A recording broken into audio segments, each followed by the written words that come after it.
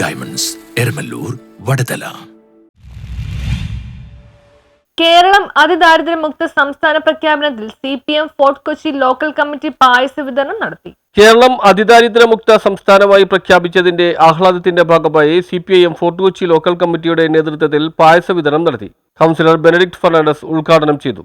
അതിദാരിദ്ര്യമാണ് ഇന്നത്തെ CPMന്റെ സംസ്ഥാന സെക്രട്ടറി സഖാവ് MV ഗോവിന്ദനാണ് അന്നത്തെ, അതായത് കഴിഞ്ഞ തവണത്തെ തദ്ദേശ സ്വയംഭരണ വകുപ്പ് മന്ത്രിയായിരുന്നു.